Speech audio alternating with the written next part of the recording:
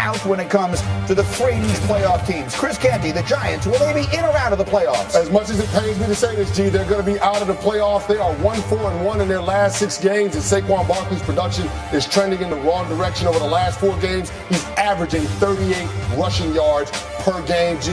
They've got 3 of their 4 on the road to finish out the season, and those 3 teams, guess what? They all have winning records. Neat.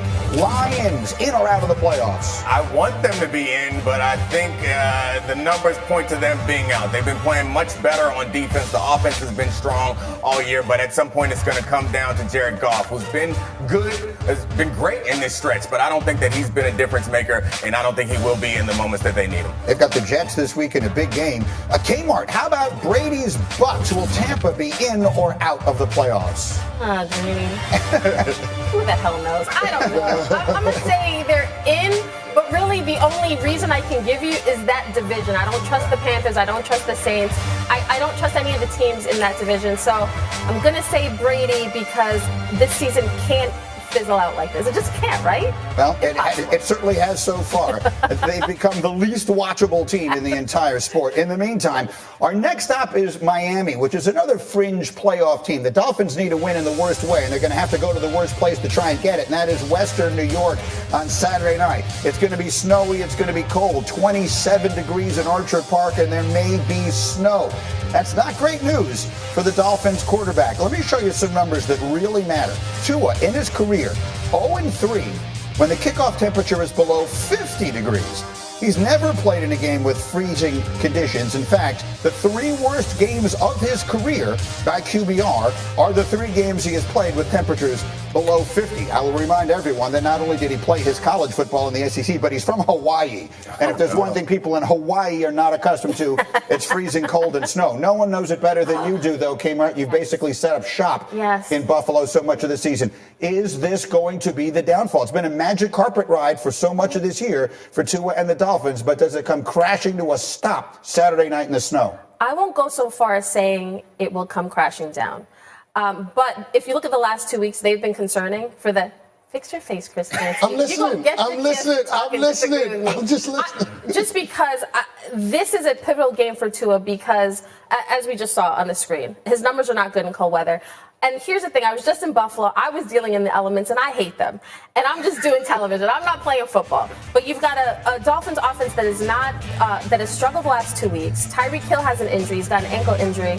And the Bills understand, like, they're building a new stadium without a roof. Why? Because for games like this, they want teams from the outside, especially South Florida, other teams from the South, to come into our place. And this is something we have talked about all season. Can a team as good as the Dolphins, or at least we think the Dolphins are, Chris does not, but can they come to Orchard Park and beat the Bills? Not just beat the Bills, beat the elements and the Bills at their own game. And the Bills do not think so. They love that they have that advantage. And, you know, you made a good point this morning that I think that all the fans should hear, which is that a lot of us will think, okay, well, he can't throw the deep ball to Tyreek Hill and Jalen Waddle in these conditions, but it's not really that. Yeah, I mean, I don't think arm strength is a problem when it comes to the deep ball. Arm strength becomes a problem when you have to deal with the conditions and when you are trying to fit the ball into small windows. I think that's when it matters to be able to strong arm, and that's what Tua has been able to work around, is he's so good and precise with his timing because he doesn't have the arm strength to ever be late. And so it's going to be hard for him because the last couple of weeks, the Chargers specifically have shown that if you press those receivers, that'll throw the timing off just enough that Tua has to stand in the pocket, and then you're asking him to improvise, which is not something that he's done well since he's been in the NFL. And then making it much worse. Meg, I hate to even do this as a fan of the Jets, but Chris Canty, Tua needs to know what he's up against. Can we show everyone what Buffalo did to the last quarterback who went in there last week? Man. And Mike White is still folded in half as a consequence of that game. And so, I mean, this is another factor here, Chris Canty, right? Is that Buffalo pass rush? This is that. It was brutal watching from the press box. I mean, he's at one point, he's literally just folded in half. Like a lawn chair, yes. And that's the second time that Mike White got knocked out of that game. A.J. Epinesa got him earlier with the ankle. So this is another thing Tua is looking at this weekend, right? I mean, there's a lot lined up against the Dolphins, it feels like, Saturday night. Yeah, that Bills defense is playing with a level of physicality that we hadn't seen in the first couple of months of this season, so they're going to have to contend with that. But they're also going to have to make some adjustments to how defenses are trying to match up against that Dolphins offense, because what have we seen seen the last couple of weeks. Defenses majoring in zone coverages, those second and third level defenders keeping inside leverage and forcing Tua to throw the ball outside of the numbers and down the field.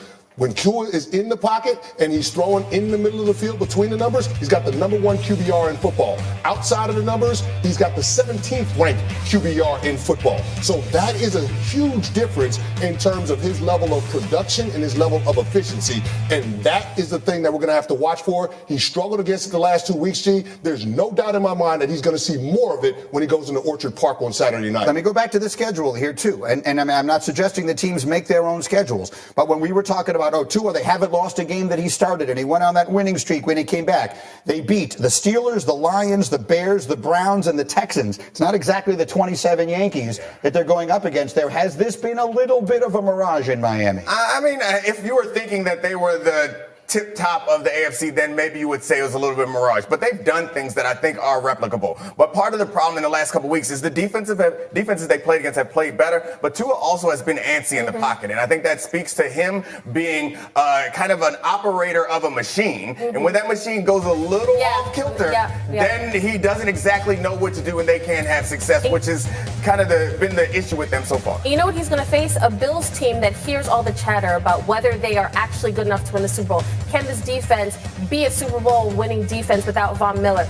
They just crumpled Mike White. They're going to look to do the same against Tua. Quick final word. I will say this. We came into the season thinking that this was going to be a referendum on whether or not Tua can be a franchise guy. If you're a franchise quarterback, you got to be able to win games in the division on the road in December. This is a big test. Can he get it done? It's been a problem for Miami for a very long time. They play in one climate, and all the rest of the teams in their division play in another, in outdoor stadiums, and they got to find a way to go up there and win. It's going to be a very interesting Saturday night. In the meantime, speaking of interesting, Jerry Jones always has things to say. Now he wants Dak to be aggressive and careful at the same time. I'd love to be a billionaire.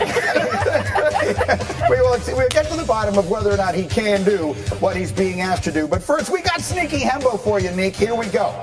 Who is the last Eagles quarterback to beat the Cowboys twice in a season? That's the question. The answer's next. This is Get Up on ESPN.